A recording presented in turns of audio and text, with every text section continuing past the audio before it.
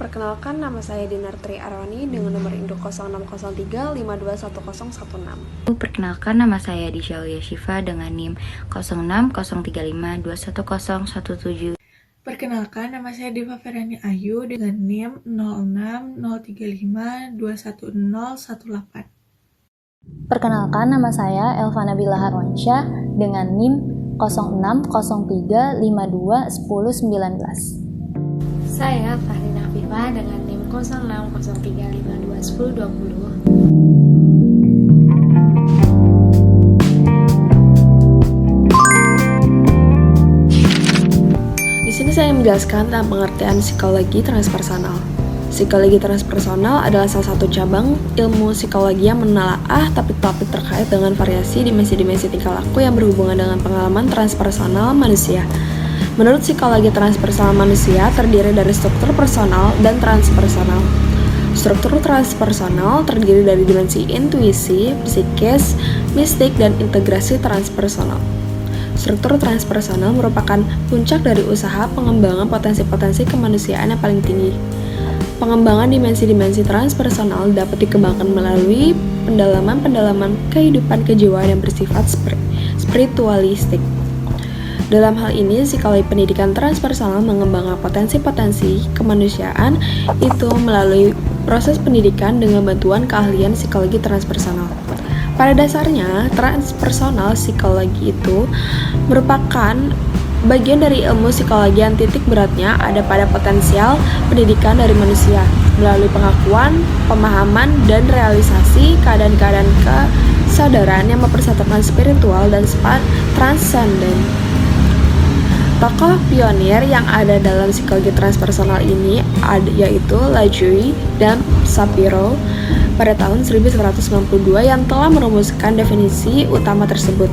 Kemunculan psikologi transpersonal sendiri ada pada tahun 1960 hingga 1970-an di Amerika di tengah-tengah perubahan politik, agama, dan budaya. Saya ingin menjelaskan tentang konsep-konsep dasar psikologi transpersonal. Menurut John Davis, dosen psikologi transpersonal di Departemen Metropolitan State College Denver, ada 6 konsep dasar psikologi transpersonal, yaitu yang pertama pengalaman puncak, yaitu istilah yang mula-mula dipakai oleh Maslow. Ia bermaksud meneliti pengalaman mistikal serta pengalaman-pengalaman lain pada keadaan kesehatan psikologis yang optimal. Yang kedua ada transendensi diri, yaitu keadaan yang di situ rasa tentang diri meluas melalui definisi-definisi sehari-hari dan citra-citra diri kepribadian individual bersangkutan.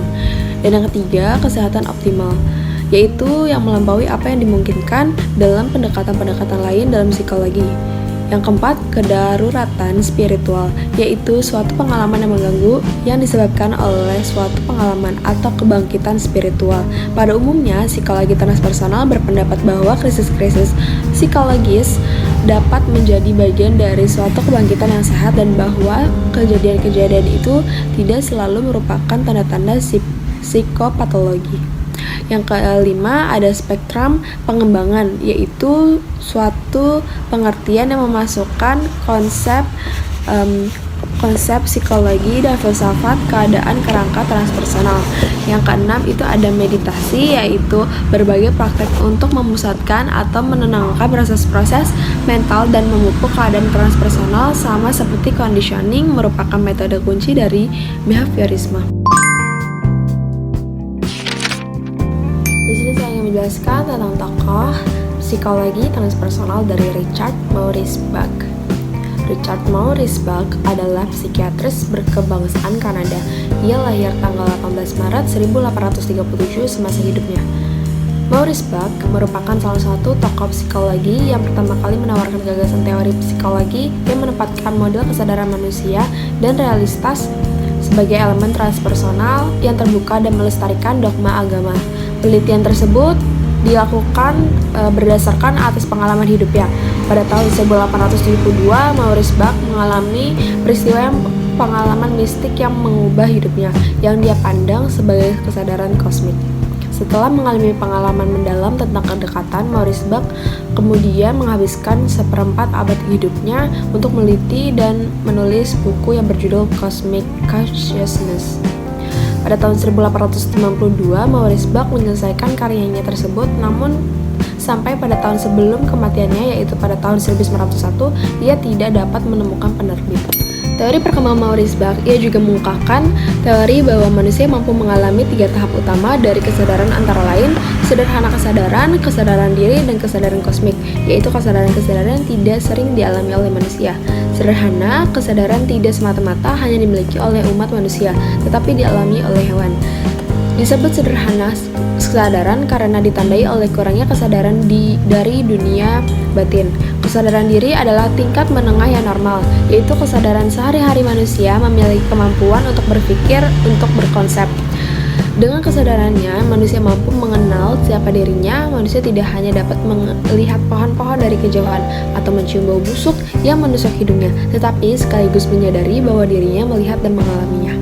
Karya-karya Maurice Bach terdiri atas: yang pertama ada buku yang berjudul Cosmic Consciousness, yang kedua ada Diary of Richard Maurice Bach, MDCM, pada tahun 1863, yang ketiga ada teori tentang 3 model kesadaran manusia, yang keempat ada teori tentang tripartite psychologist, dan yang terakhir ada pengeksplorasian kesadaran manusia melalui teori evolusi. Sekarang kita akan membahas tokoh dari psikologi transpersonal yang bernama Roberto Assagioli. Ia lahir pada 27 Februari 1888 di Venezia, Italia.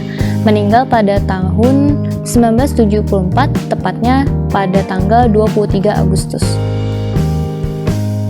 Biografi singkat. Ia berasal dari latar belakang Yahudi kelas menengah. Ia lahir dengan nama Roberto Marco Grego, dan Assagioli menerima gelar pertamanya di bidang neurologi dan psikiatri di Istituto di Studi Superiori Pratici e di Perfezionamento di Florence pada tahun 1910. Setelah ia menyelesaikan studinya di Italia, Assagioli pergi ke Swiss, di mana ia dilatih dalam psikiatri di Rumah Sakit Jiwa Burgolzi di Zurich. Hal ini menyebabkan dia membuka praktik psikoanalitik pertama di Italia, yang dikenal sebagai Istituto di Psikosintesi. Roberto memiliki sebuah teori transpersonal yang bernama hakikat identitas personal. Assagioli menjelaskan bahwa konsep kepribadian manusia yang bisa membuat manusia bertindak atau melakukan sesuatu didasarkan pada beberapa aspek yang mempengaruhi, antara lain lower unconscious, middle unconscious, higher unconscious, conscious self, or I. Lower unconscious adalah semua hal dasar dari seluruh psikis individu yang mengatur kehidupan manusia.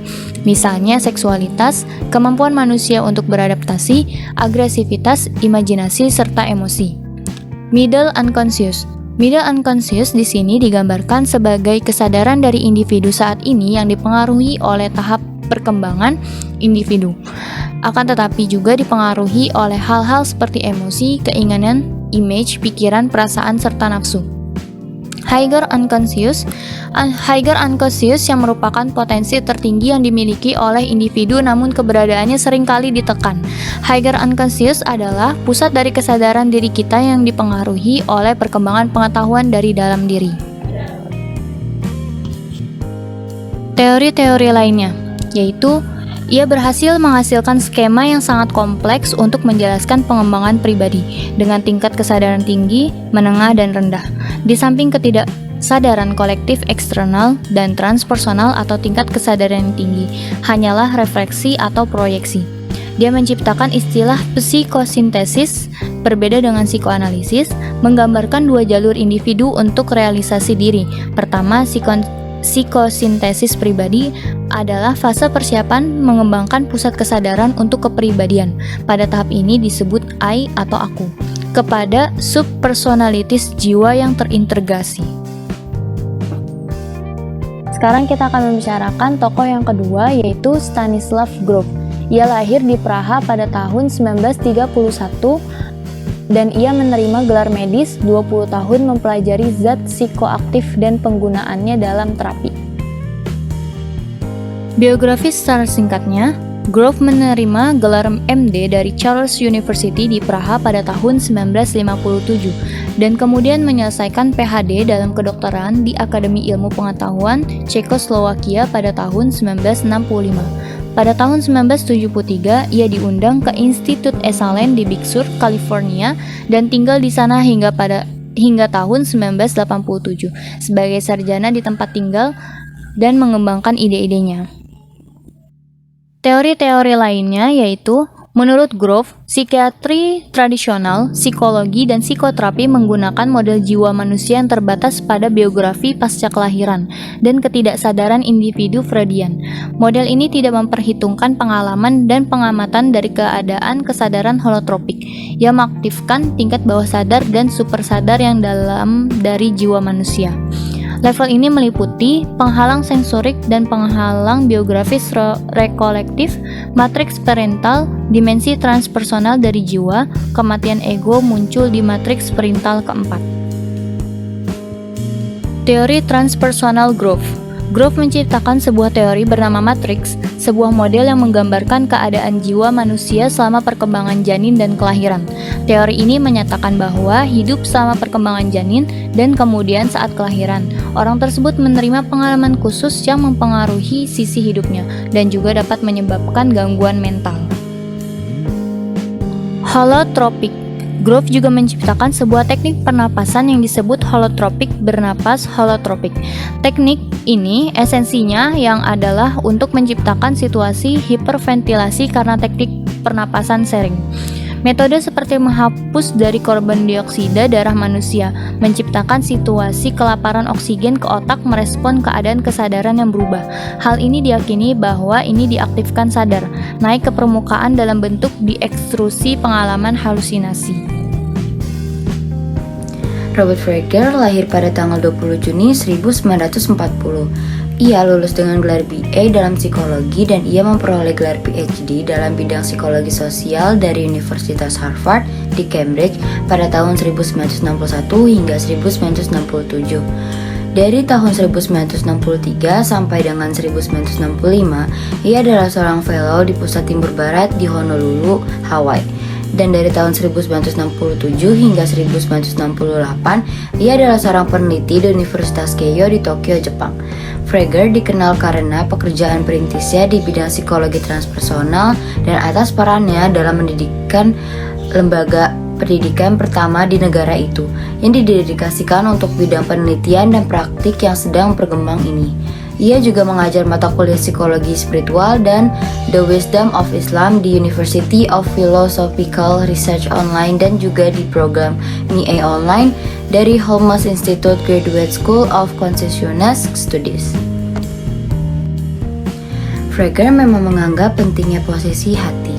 Menurutnya, Allah Subhanahu wa Ta'ala menempatkan semacam kuil dalam setiap diri manusia yang merupakan tempatnya percikan ilahiyah, dan kuil tersebut adalah hati. Frege menjelaskan bahwa jantung menjaga keberlangsungan tubuh dengan mengalirkan darah ke seluruh bagian tubuh, sedangkan kalbu menjaga keberlangsungan psikis dengan kearifan dan cahaya, serta penyucian diri dari sifat-sifat negatif. Frege membagi hati dalam 4 lapis. Adapun diri menurut Frege adalah salah satu aspek psikologi yang bermula dari permusuhan kita yang paling buruk, tetapi yang kemudian dapat dikembangkan sebagai alat yang berharga. Keterkaitannya pemikirannya dengan psikologi. Menurut Frege, hampir seluruh sistem dan disiplin pendidikan modern secara eksklusif fokus pada pikiran. Demikian juga banyak disiplin spiritual yang menekankan prinsip-prinsip dan praktek-praktek. Kenneth Earl Wilber atau Ken Wilber lahir pada 31 Januari 1949 di Oklahoma. Karena pembentukan dan kontribusinya itu menjadikan salah satu pilar utama psikologi transpersonal dan integral. Nah, kita berbicara tentang seorang penulis produktif yang tertarik pada filsafat, psikologi, sejarah, biologi, agama, ekologi, dan mistisisme. Di antara bidang-bidang lainnya, pengetahuan mencakup paradigma yang muncul. Pendekatannya mewakili visi baru dunia dan dalam studinya ia mencoba untuk melampaui permukaan hipotesis yang ia tangani. Wilber membuat pendekatan filosofis ke berbagai disiplin ilmu. Dia dianggap sebagai salah satu peneliti utama saat ini pada kesadaran, psikologi transpersonal, dan psikologi integral. psikologi komprehensif, dan Ken Wilber. Wilber telah mengembangkan teori yang komprehensif yang mencakup kebenaran dari tradisi dan disiplin yang berbeda. Beberapa di antaranya ialah pendekatan psikologis, teori ilmiah, tradisi spiritual, pendekatan sosiokultural, teori-teori filosofis. Ini adalah model kesadaran di mana pengembangan individualitas yang sehat dicari melalui pertumbuhan, pemberdayaan kapasitas kita, pembelajaran, dan koneksi dengan yang terdalam, dengan alam, dan dengan yang lain. Karya Ken Wilber. Karya-karya Wilber telah melintasi banyak perbatasan, dihargai dengan kerangka budaya yang berbeda. Nah, psikologi komprehensif, dalam buku ini Wilber menyajikan ringkasan model dan konsepsinya secara keseluruhan. Selain itu, ini menggambarkan pertumbuhan dan perkembangan manusia dari berbagai tingkat di mana berbagai patologi dapat muncul. Kesadaran tanpa batas, penulis melewati spektrum kesadaran manusia. Selain itu, ia juga mencoba menjelaskan penderitaan manusia dan keretakan identitas saat ini. Sejarah singkat dari semua hal ini adalah salah satu pemikiran penulis yang terbaru. Ini membahas masalah seks, jiwa, dan bertanya-tanya tentang tempat yang kita tempati. Selain itu, ini menunjukkan fase evolusi dan berurusan dengan masalah saat ini yang memandu menuju refleksi. 3 mata pengetahuan. Nah, Wilber menganalisis 3 bidang pengetahuan: ranah empiris, indera, ranah rasional, dan ranah kontemplatif roh. Nah, Truth dan Akhirat. Ini adalah buku berdasarkan refleksi di mana dia mempertanyakan bagaimana kita bisa pada saat ini. Selain itu, ia menghadirkan solusi yang berbeda untuk menutup fraktur sosial hebat saat ini. Charles Tart, ia adalah seorang psikolog dan para psikolog Amerika yang dikenal karena karya psikologisnya tentang sifat kesadaran. Sebagai salah satu pendiri bidang psikologi transpersonal dan untuk penelitiannya dalam para psikologi. Lahir pada 29 April 1937 di Morrisville, Pennsylvania dan dibesarkan di Trenton, New Jersey. Dia aktif di radio amatir dan bekerja sebagai insinyur radio atau dengan lisensi telepon radio kelas 1 dari Komisi Komunikasi Federal saat remaja. Sebagai sarjana Tart pertama kali belajar teknik elektro di Massachusetts Institute of Technology sebelum pindah ke Duke University untuk belajar psikologi di bawah J.B. Rhine. Dia menerima gelar PhD dalam psikologi dari University of North Carolina di Chapel Hill pada tahun 1963 dan kemudian menyelesaikan penelitian postdoktoral dalam hipnosis di bawah Ernest R. Hilgard di Stanford University.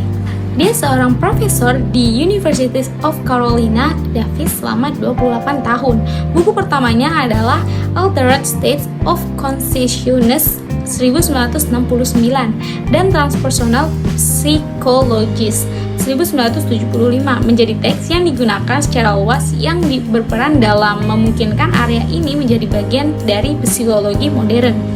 Pada tahun 2005, ia adalah anggota fakultas inti di Institute of Transpersonal Psychology, Palo Alto, California, seorang peneliti senior di Institute of Noetic Science, Sausalito, California, seorang profesor emeritus psikologi di UC Davis dan anggota emeritus Dewan Penasihat Monroe Institute. Tart adalah pemegang Bigelow Chair of Consciousness Studies di University of Nevada di Las Vegas dan telah menjabat sebagai profesor tamu di psikologi timur sampai barat di California Institute of Integral Studies, sebagai instruktur dalam psikiatri di School of Design of University of Virginia dan seorang konsultan penelitian para psikologi yang didanai pemerintah di Stanford Research Institute atau sekarang dikenal dengan SRI International. OBE Experiment. Pada tahun 1968, Tart melakukan eksperimen Out of Body Experiment atau OBE dengan subjek yang dikenal dengan Miss Z selama 4 malam di laboratorium tidurnya. Miss Z disambungkan ke mesin EEG dan kode 5 digit ditempatkan di rak di atas tempat tidurnya. Dia tidak mengklaim bahwa nomor pada 3 malam pertama, tetapi pada malam keempat memberikan nomor dengan benar. Selama percobaan, Todd memantau peralatan di kamar sebelah di balik jendela observasi, namun dia mengaku kadang-kadang tertidur di malam hari. Psikolog Leonard Jusney dan Warren Jones telah menulis bahwa kemungkinan subjek memperoleh nomor melalui alat indera biasa tidak dikesampingkan selama percobaan. Psikologi James Alcock mengkritik eksperimen karena kontrol yang tidak memadai dan pertanyaan mengapa subjek tidak dipantau secara visual oleh kamera video. Martin Gardner telah menulis eksperimen itu bukan bukti OBE dan menyayangkan bahwa sementara Todd mendengkur di balik jendela, Miss Z hanya berdiri di tempat tidur tanpa melepaskan elektroda dan mengintip. Susan Blackmore menulis jika Miss Z mencoba memanjat, rekaman gelombang otak akan menunjukkan pola interferensi dan itulah yang ditunjukkan. Percobaan tidak terulang di laboratorium. Todd menulis ini dikarenakan Miss Z pindah dari daerah tempat laboratorium itu berada.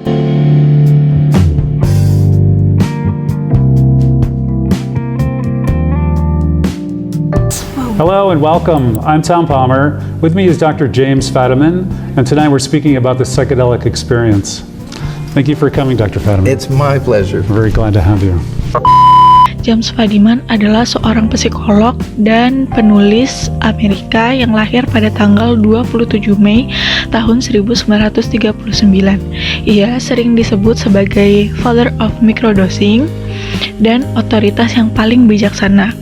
Ia juga meneliti tentang psikedelik dan penggunaannya. James Fadiman telah terlibat dalam penelitian tersebut sejak tahun 1960-an. James Fadiman memfokuskan penelitiannya tentang nilai psikoterapi dan penggunaan obat visioner untuk meningkatkan kesadaran pribadi dan sejumlah kondisi medis yang serius, termasuk studi terbarunya tentang alasan dan hasil penggunaan psikedelik di antara ratusan mahasiswa dan profesional. Nah, penelitiannya tentang psikedelik ia tulis dalam bukunya yang berjudul The Psychedelic Explorer Guide. Nah, di sini ia membahas efek langsung dari jangka panjang dari penggunaan psikedelik dan dosis yang digunakan beserta kegunaannya. Misalnya, untuk tujuan spiritual digunakan dosis tinggi, untuk terapeutik digunakan dosis sedang, dan dosis rendah untuk membantu memecahkan masalah. Dalam buku ini, Fadiman juga menguraikan praktik terbaik untuk perjalanan etogenik yang aman dan sakral yang dipelajari melalui pengalamannya selama lebih dari 40 tahun, mulai dari manfaat memiliki pemandu yang sensitif selama sesi dan bagaimana menjadi pemandu, hingga pentingnya pengaturan dan niat dari prasesi. Selanjutnya ada karyanya yang berisi motivasi, yaitu berjudul Your Symphony of Self. Di sini ia menulis tentang pandangannya bahwa semua orang, termasuk orang yang paling sehat dan paling sukses, yang terdiri dari multiple self. Nah, menurutnya kunci untuk meningkatkan kualitas hidup, mencintai dan bekerja adalah dengan menghormati setiap bagian dari dalam diri kita sendiri dan orang lain. Sutich adalah seorang konselor berlisensi serta seorang aktivis di bidang psikologi. Ia telah menjadi cacat parah oleh kasus radang sendi remaja yang telah berkembang tanpa manfaat obat-obatan sampai ke titik hampir mati. Terlepas dari keterbatasan fisiknya, Anthony Sutich adalah salah satu pendiri dan tokoh kunci dalam gerakan psikologi transpersonal pada tahun 1970-an. Menurut Anthony Sutich, sebagaimana dikutip oleh Charles Sturt, bahwa kemunculan psikologi transpersonal secara khusus bertitik tolak pada kajian empiris terhadap fenomena perkembangan jiwa manusia yang menghasilkan teori-teori spesifik antara lain metanid, nilai-nilai puncak, unitive consciousness, pengalaman puncak, B-values, pengalaman mistik, aktualisasi diri, transendensi diri, esensi kesatuan wujud, dan lain-lain. Secara definitif, teori-teori ini dipahami beragam oleh berbagai kalangan, di mana yang memahami sebagai sesuatu yang bersifat alamiah, bersifat ketuhanan, supranatural, dan berbagai kategori lainnya. Anthony Sutich mendirikan The Journal of Transpersonal Psychology pada tahun 1969. Jurnal ini memulai mengarahkan perhatiannya pada dimensi spiritual manusia. Penelitian dilakukan untuk memahami gejala-gejala ruhania seperti peak experience, pengalaman mistis, ekstasi, kesadaran ruhania, kesadaran kosmis, aktualisasi transpersonal, pengalaman spiritual, dan kecerdasan spiritual. Teorinya tentang spiritualitas sebagai pengalaman dasar kemanusiaan dalam hubungan dengan hal-hal seperti Tuhan, ketinggian kodrat, cinta, tujuan, dan idealitas secara nyata gagal diurai oleh rasionalitas yang tercerahkan dalam Enlightened Rationalism yang telah sukses dalam pengembangan sains dan teknologi psychical science namun gagal dalam menyelesaikan problem-problem psikologis. Selanjutnya, kegagalan pengetahuan dan teknologi dalam mengurai persoalan kemanusiaan saat ini bukan berarti menunjukkan ketidakmampuannya menjangkau problem kemanusiaan yang ada. Namun, karena pendekatan yang digunakan tidak dapat menjangkau persoalan tersebut. Kehadiran psikologi transpersonal yang juga disebut psikologi spiritual diharapkan bisa menjadi jembatan yang menghubungkan antara rasionalitas ilmu pengetahuan dengan pengalaman spiritual manusia. Keterkaitan kepemikirannya dengan psikologi adalah gagasan dasar dari psikologi transpersonal adalah dengan mencoba melihat manusia selaras pandangan religius, yakni sebagai makhluk yang memiliki potensi spiritual.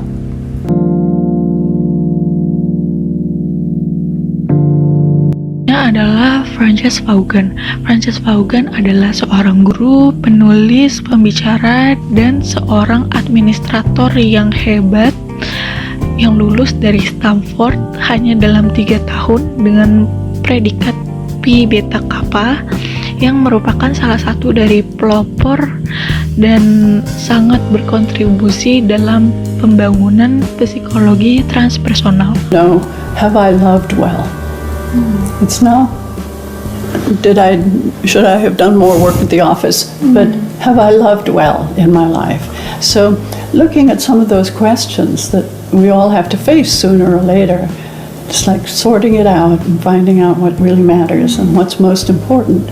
And in some ways that's what we do in therapy, is trying to, rearrange our lives so that we can live more in alignment with what we really care about. Ia menjabat sebagai Presiden Asosiasi Psikologi Transpersonal, sebagai Dewan Asosiasi Transpersonal Internasional, dan sebagai editor sering berkontribusi untuk di Journal of Transpersonal Psychology. Ia meninggal pada bulan September tahun 2017. Nah, secara luas dia dianggap sebagai salah satu terapis transpersonal terkemuka di dunia, dan dia adalah seorang anggota Fakultas Institut Psikologi Transpersonal dan Universitas California. Ia juga sempat menjabat sebagai Dewan Lembaga Filantropi Fetzer Institute. Nah, biasanya tujuan dari terapisnya adalah untuk mendengarkan pengalaman spiritual dari pasien-pasiennya agar pasiennya merasa dimengerti dan pengalaman tersebut dapat dimaknai. Seperti kebanyakan psikolog lainnya, ia juga menangani masalah-masalah kehidupan seperti hubungan putus cinta, perceraian, dan lainnya. Tetapi walaupun begitu, ia berpikir bahwa untuk menyelesaikan masalah tersebut, kita harus melihat ke dalam diri kita lebih dahulu atau mengevaluasi diri. Seperti kita harus berpikir bahwa apa kontribusi kita di dalam hubungan tersebut atau bagaimana kita membuat perubahan dalam kualitas hubungan tersebut. Menurutnya, agama dan psikologi bukanlah suatu hal yang harus dipilih. Nah, menurutnya, agama dan psikologi adalah dua hal yang seharusnya bukan dipilih tetapi dipelajari dan berjalan seiringan agar kehidupan menjadi lebih tentram. Ia belajar banyak hal tentang spiritual seperti agama Kristen, Buddha, yoga, meditasi, dan sebagainya. Ia mengatakan bahwa semua agama memiliki tujuan yang sama walaupun dengan cara yang berbeda. Menurutnya, agama dan psikologi bukanlah sesuatu hal yang harus dipilih. Nah, menurutnya, agama dan psikologi adalah dua hal yang seharusnya bukan dipilih, tetapi dipelajari dan berjalan seiringan agar kehidupan menjadi lebih tentram. Ia belajar banyak hal tentang spiritual seperti agama Kristen, Buddha, yoga, meditasi, dan sebagainya. Ia mengatakan bahwa semua agama memiliki tujuan yang sama, walaupun dengan cara yang berbeda. Dan ini karya lain dari Frances Vaughan. Selanjutnya, tokoh yang kedua dari psikologi transpersonal yaitu Jorge Ferrer. Ia dilahirkan di Barcelona, Spanyol. Ferrer diperoleh ijazah psikologi klinikal pada tahun 1991 dari University Barcelona. Ia belajar tahun terakhirnya sebagai sarjana Erasmus di University Cardiff, di mana dia dianugerahkan hadiah George Westby untuk karangan terbaik yang ditulis oleh seorang pelajar sarjana. Sekembalinya ke Barcelona University dan Suruhanjaya Pendidikan Majelis Catalonia memberi Ferrer sebuah Research Training Fellowship untuk melakukan pendidikan doktoral mengenai elektrofisiologi dan hemispheric after effect of mindfulness meditation. Selama ini dia mengajar kelas pertamanya mengenai psikobiologi di Pusat Pengajian Psikologi University Barcelona. Setelah penyelesaian bahagian empirikal pendidikan kedokterannya pada tahun 1990. Pemikirannya pada tahun 2008, Ferrer mengedit bersama Jacob Serman giliran peserta antologi di mana mereka membawa pemikiran partisipatif untuk menangani isu-isu kritikal kontemporari belajar agama. Dengan ungkapan giliran partisipatif, Ferrer dan Serman mengaku mengartikulasikan etos akademik yang muncul yang dapat secara bersamaan yang menyusun beberapa tren paling mencabar dan kuat dalam pengajian agama kontemporari. Tren seperti ini merangkumi pasca kolonial yang penilaian semula epistemologi yang pasca modern penekanan pada subjectivity yang terwujud dan gender, yang feminis pemulihan sensual dan erotis dalam pendidikan dan pengalaman agama, yang pragmatis penekanan pada transformasi dan anti-representasionalisme, minat yang baru dalam kajian kerohanian hidup, reslarisasi bahasa persoalan kebenaran metafisik dalam agama, dan ketidakteraturan pluralisme agama. Ferrer dan Serman bergabung dalam usaha ini oleh sarjana kajian agama yang berpengaruh seperti William Barnard, William Chittick, Lee Irwin, Beverly Lanzetta, atau Donald Warbeck. Teori pengembangan di bidang psikologi transpersonal giliran partisipatif yang disokong oleh Jorge Ferrer yang menunjukkan bahwa fenomena transpersonal adalah acara partisipatif dan kreatif. Ferrer mendefinisikan peristiwa ini sebagai kemunculan makhluk transpersonal yang dapat menjadi tidak hanya di lokasi individu, tapi juga dalam hubungan masyarakat, identifikasi kolektif, atau tempat. Pengetahuan partisipatif ini bersifat multidimensi dan merangkumi semua kekuatan manusia di dalam tubuh, hati, dan juga di jiwa. Seperti yang difahami dari kerangka transpersonal, visi Ferrer merangkumi kenyataan spiritual yang jamak dan berbagai, dan juga kekuatan spiritual yang dapat menghasilkan berbagai wahyu dan wawasan, yang pada gilirannya manusia itu hanya mungkin ditumpang tindih dan atau bahkan tidak sesuai. Sekian penjelasan dari kami, kurang lebihnya mohon maaf, semoga ilmu yang kami berikan bermanfaat. Wassalamualaikum warahmatullahi wabarakatuh. Terima kasih sudah menonton.